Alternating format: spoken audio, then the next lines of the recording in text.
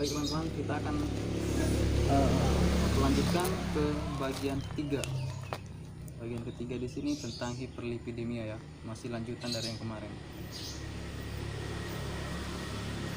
Di sini saya akan menjelaskan tentang resiko orang terkena hiperlipid dan akan menjelaskan tentang obat-obatan dan kondisi khusus tentang pengobatannya. Nah, jadi pertama mungkin saya akan menjelaskan tentang faktor resiko ya. Tapi sebelum itu silahkan yang belum subscribe dulu dan aktifkan lonceng notifikasinya. Nah, faktor resiko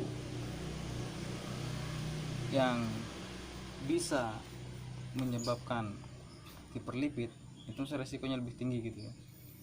Itu pertama, kebiasaan merokok. Tentu saja dengan rokok itu hampir semua penyakit itu ada risikonya, jadi bisa dikurangi bagi yang merokok atau bahkan bisa dihentikan juga. Terus usia kalau pria itu biasanya 45 tahun lebih itu ada risiko hiperlipid. Kalau perempuan 55 tahun ya, karena makannya beda. Kalau laki-laki lebih giragas makannya biasanya, hanya lebih beresiko, lebih mudah sudah bisa beresiko ya. Terus ada riwayat keluarga, misalnya ada keluarga yang memang juga memiliki penyakit hiperlipidnya artinya kelebihan lemak. Jadi kelebihan lemak itu bisa ngeplak, menyebabkan plak-plak di pembuluh darah. Nah, riwayat keluarga ada yang memiliki penyakit tersebut, dan tekanan darah yang lebih dari 140/90. Nah, lalu kolesterol HDL-nya di bawah 40 mg/dl. Jangan lupa HDL di sini adalah kolesterol yang baik atau lemak yang baik.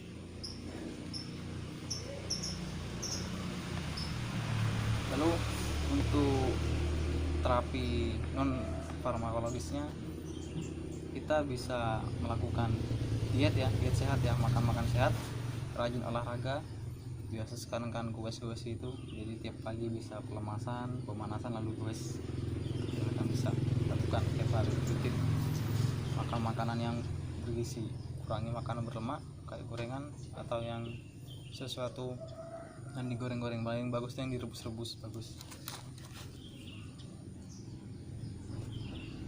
Lalu untuk yang selanjutnya saya akan menjelaskan tentang jenis-jenis obat. Jadi meskipun hiperlipid obatnya bermacam-macam, jadi dokter itu ada kan meresepkan, ada simvastatin, ada yang gefibrosil. Itu kenapa diberikan beda-beda, itu silahkan Anda bisa tanya ke apoteker. Kalau dokter mungkin kurang paham masalah perbedaan ini perbedaan itu, yang paling paham itu adalah apotekernya. Nah, di statin di sini kenapa dibedakan, itu tergantung dari penyebabnya. Jadi mekanisme penyembuhannya setiap obat itu berbeda-beda. Saya akan menjelaskan satu persatu, yaitu golongan statin. Obatnya diantaranya itu simvastatin, lovastatin atau rovastatin, pravastatin, rosuvastatin. Jadi yang belakang statin itu golongan statin.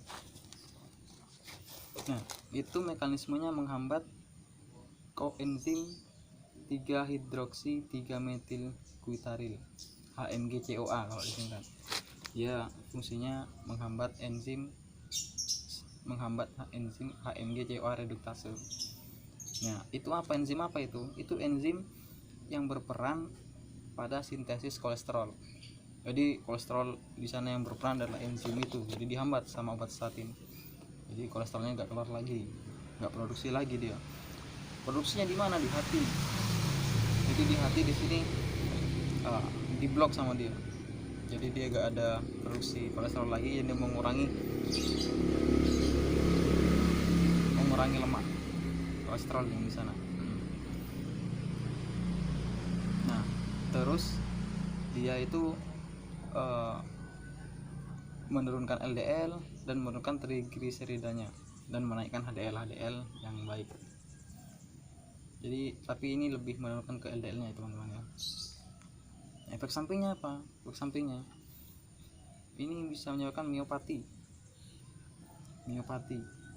Jadi serabut otot tidak dapat berfungsi, ototnya lemah. Yang normal itu yang umum ada rhabdomyolysis. Ini gangguan sel otot, akan menyebabkan kerusakan sel ototnya nanti biasanya.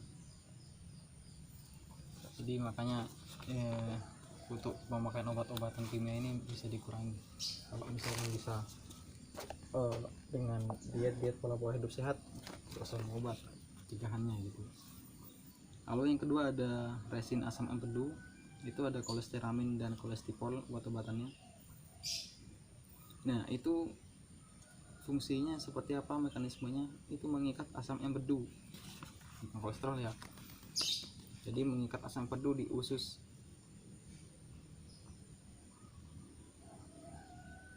Jadi seperti itu efeknya, itu menurunkan LDL dan menaikkan HDL.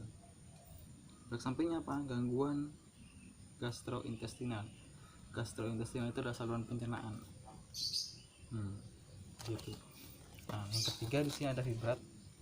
Fibrat itu golongannya fenofibrat, clovibrat dan besafibrat. Yang pokoknya yang belakangnya fibrat itu golongannya fibrat, kecuali yang fibrosil itu beda sendiri. Yang fibrosil itu golongan fibrat itu mekanismenya menaikkan sekresi kolesterol hati. Ya. Oke, sebentar ada suara berisik. Nah efek sampingnya apa? Gangguan saluran cerna, miopati, gangguan ginjal, macam-macam, menaikkan sekresi kolesterol hati. Sekresi ini mengeluarkan kolesterolnya. Jadi kolesterolnya naik, nanti dikeluarkan lewat feses, sudah bisa dikeluarkan. Yang keempat ada asam nikotinat.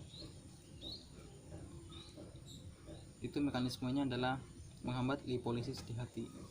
Jadi protein pemecahan lemak dihambat sama asam nikotinat di sini, sehingga tidak terbentuk asam lemak yang bebas. Lalu yang kelima ada inhibitor absorpsi kolesterol, ezetimibe obatnya. Itu menghambat absorpsi kolesterol. Untuk ada pilihan obat untuk kondisi khusus, jadi obat-obat ini tidak bisa dikasihkan ke wanita hamil ataupun ke anak-anak atau lansia juga. Jadi untuk wanita hamil, anak, lansia itu ada obat khususnya juga. Semuanya obat yang di atas itu yang saya jelaskan tadi itu bisa diberikan. Jadi beberapa kalau untuk ibu hamil itu memberikannya golongan resin asam empedu yang paling aman, seperti kolesteramin dan kolesterol untuk ibu hamil. Kalau untuk anak-anak itu tidak direkomendasikan sampai 10 tahun, sampai usia 10 tahun atau lebih. Nah, kalaupun terpaksa gunakan resin asam empedu sama seperti ibu hamil, kolesteramin dan kolesterol.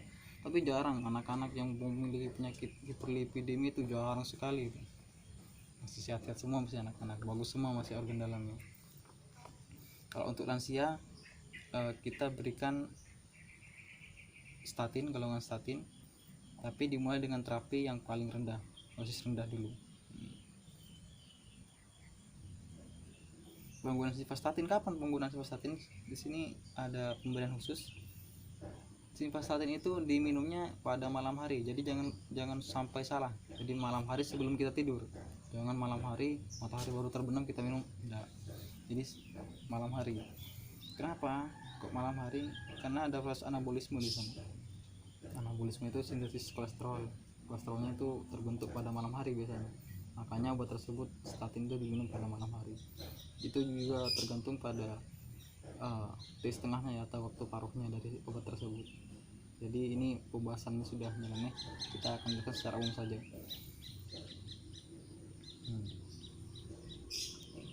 Asam nikotinat itu juga tidak boleh diberikan pada penderita hiperuricemia karena bisa meningkatkan hiperuricemia. Asam nikotinat itu niacin atau vitamin B3. Ya, untuk penjelasannya mengenai obat-obatan dari terlebih kemudian juga ini saya cukupkan sampai di sini. Semoga bermanfaat dan salam alam sehat.